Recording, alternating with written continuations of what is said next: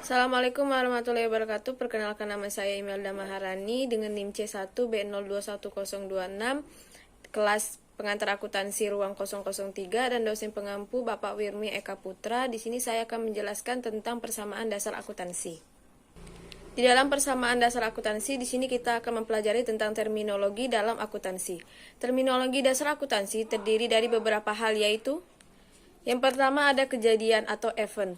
Peristiwa yang berpengaruh suatu kejadian yang umumnya merupakan sumber atau penyebab dari perubahan aktiva, kewajiban, dan ekuitas. Kejadian ini bisa bersifat eksternal ataupun internal. Kedua, ada transaksi atau transaction. Kejadian eksternal yang melihatkan transfer atau pertukaran dua entitas atau lebih. Ketiga, ada akun atau account. Adalah catatan sistematis yang memperlihatkan pengaruh dari transaksi dan kejadian lainnya terhadap unsur tertentu atau aktiva, kewajiban, dan seterusnya. Akun yang terpisah digunakan untuk setiap aktiva, kewajiban, pendapatan, beban, dan modal atau ekuitas pemilik. 4. Akun real dan nominal. Akun real atau permanen adalah akun-akun aktiva, kewajiban, dan ekuitas. Akun-akun ini muncul pada neraca. Akun nominal atau temporer adalah akun-akun pendapatan, beban, dividen. Akun-akun ini muncul pada laporan laba rugi. Akun nominal akan ditutup secara periodik, sementara akun real tidak. 5. Buku besar atau ledger. Buku atau cetakan komputer yang mengandung akun-akun, buku besar umum atau buku besar saja berisi semua akun aktiva, kewajiban, ekuitas, pemilik, pendapatan, dan beban. Buku besar pembantu mencatat rincian yang berhubungan dengan akun buku besar umum tertentu. Keenam, jurnal. Jurnal adalah buku pencatatan awal di mana transaksi dan kejadian-kejadian lainnya dicatat pertama kali. Berbagai jumlah yang terdapat dalam jumlah kemudian dipindahkan ke buku besar. Ketujuh, pemindah bukuan atau posting adalah proses pemindahan fakta-fakta dan angka-angka penting dan jurnal dari jurnal ke akun buku besar. 8. Neraca saldo atau trial balance adalah daftar semua akun terbuka dalam buku besar beserta saldonya. Neraca saldo yang tercipta setelah semua penyesuaian dipindahkan ke buku besar disebut neraca saldo yang disesuaikan. Neraca saldo yang tercipta setelah semua ayat jurnal penutup dipindahkan ke buku besar dinamakan neraca saldo pasca penutupan. Neraca saldo bisa dibuat kapan saja. 9. Ayat jurnal penyesuaian atau adjusting entries adalah ayat jurnal yang dibuat pada akhir periode akuntansi untuk memperbarui semua akun menurut akuntansi aktual agar laporan keuangan yang bisa dibuat. 10. Laporan keuangan. Laporan yang mencerminkan pengumpulan, tabulasi, dan ikhtisar akhir dan data akuntansi. 4 laporan yang umum adalah 1. Neraca, yang menunjukkan kondisi keuangan perusahaan pada akhir suatu periode. 2. Laporan laba rugi, yang mengukur hasil-hasil operasi selama periode bersangkutan. 3.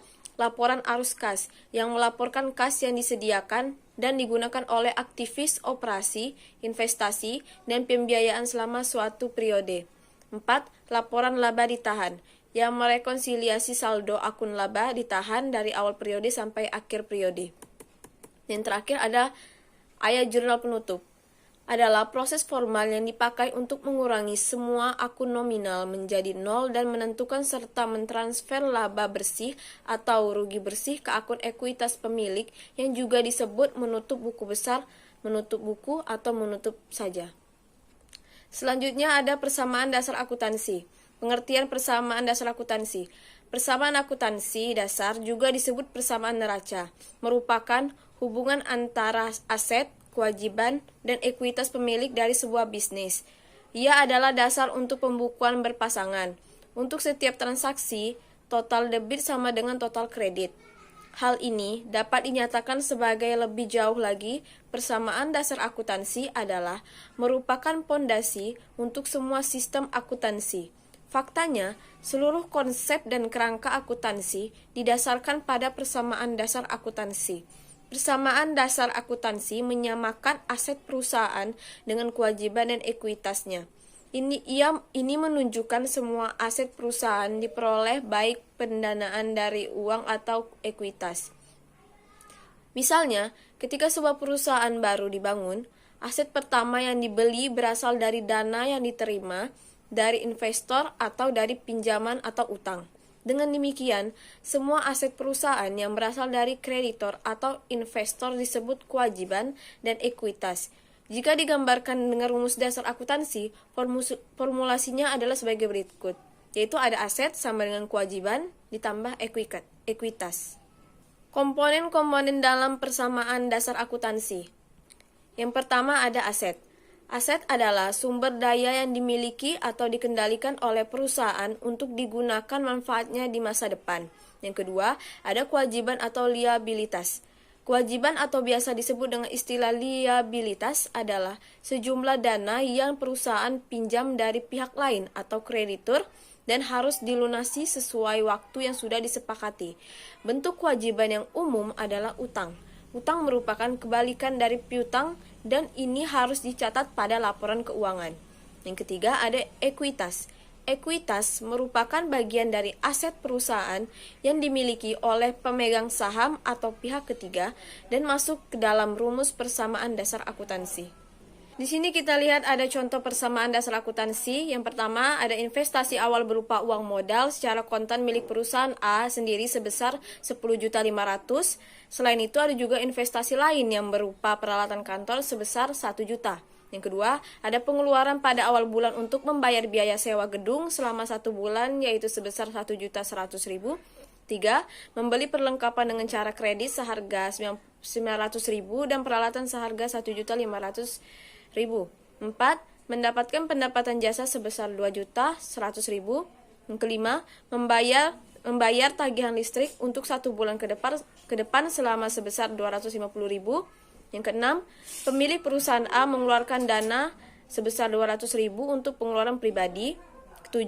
Mendapatkan pendapatan sebesar 1.250.000. 8. Adanya pembayaran air sebesar 70.000. 9. Pembayaran gaji karyawan sebesar 2.500.000. 10. Mendapatkan penghasilan 3 juta. 11. Membayar rekening telepon sebesar 100.000. 12. Mendapatkan penghasilan sebesar 2.750.000. 13. Pengeluaran pribadi perusahaan A sebesar 150.000. Di sini kita bisa melihat adanya tabelnya. Tabel dari semua contoh tadi itu ada di sini. Kita bisa lihat. Dalam aktiva ini ada kas, piutang, perlengkapan, peralatan, hutang usaha, dan modal. Di sini bisa kita lihat dan bisa kita lihat totalnya berapa semuanya. Oke, selanjutnya ada akun. Akun adalah daftar atau tempat yang digunakan untuk mencatat dan menggolongkan tiap-tiap transaksi yang mengakibatkan perubahan-perubahan pada harta, utang, modal, pendapatan, dan biaya. Tiap-tiap jenis harta, utang, modal, pendapatan, dan beban disediakan sebuah akun tersendiri. Dengan demikian, banyaknya akun yang diperlukan oleh setiap perusahaan berlainan dengan perusahaan yang lain, yaitu disesuaikan dengan kebutuhan. Di sini ada penggolongan akun. Akun pada umumnya dapat digolongkan menurut sifatnya atau karakteristik, yaitu meliputi harta, utang, modal pendapatan, dan beban. Tiap-tiap golongan dapat dikelompokkan lagi ke dalam subgolongan. Kemudian subgolongan dapat dipecah lagi menjadi beberapa jenis, sehingga setiap jenis benar-benar hanya tersedia sebuah akun. Yang pertama di sini kita bisa lihat akun real. Di sini ada harta atau aset. Adalah semua hak milik atau kekayaan perusahaan baik yang berwujud maupun yang tidak berwujud yang dapat dinilai dengan uang. Yang kedua ada hutang atau kewajiban atau liabilitas. Yaitu suatu kewajiban yang harus dibayar kepada pihak lain dalam jangka waktu tertentu. Selanjutnya ada akun nominal. Di sini terdapat pendapatan yaitu penambahan dalam modal perusahaan yang berasal dari kegiatan usaha. Yang kedua ada beban, yaitu pengorbanan dikeluarkan untuk memperoleh hasil. Selanjutnya materi yang terakhir ada jurnal. Pengertian jurnal di sini kita akan bahas. Jurnal ini berfungsi sebagai tempat untuk mencatat semua transaksi keuangan pada perusahaan pada periode tertentu secara sistematis dan kronologis. Untuk membuat jurnal umum, Anda harus paham mengenai saldo normal masing-masing akun. Jurnal umum adalah sebuah jurnal yang dipergunakan untuk melakukan pencatatan bagi segala jenis bukti transaksi keuangan yang muncul akibat terjadinya berbagai transaksi keuangan perusahaan dalam suatu periode tertentu. Pada umumnya, jurnal ini dipergunakan dalam akuntansi perusahaan jasa karena pada prinsipnya segala transaksi dalam perusahaan jasa dapat dicatat secara kronologis. Sedangkan pada akuntansi perusahaan dagang lebih efektif menggunakan jurnal khusus. Pembuatan jurnal umum atau disebut juga perjurnalan mempunyai tujuan diantaranya untuk melakukan identifikasi, melakukan penilaian, dan melakukan pencatatan dampak ekonomi dari sebuah transaksi atau beberapa transaksi dalam perusahaan. Selain itu, pencatatan ini juga bertujuan untuk memudahkan proses pemindahan dampak transaksi yang terjadi ke dalam sebuah akun sesuai transaksi. Baiklah, hanya itu yang bisa dapat saya sampaikan dalam penjelasan persamaan dasar akuntansi. Bila terdapat banyak kekurangan, salah kata, saya mohon maaf. Saya akhiri. Assalamualaikum warahmatullahi wabarakatuh.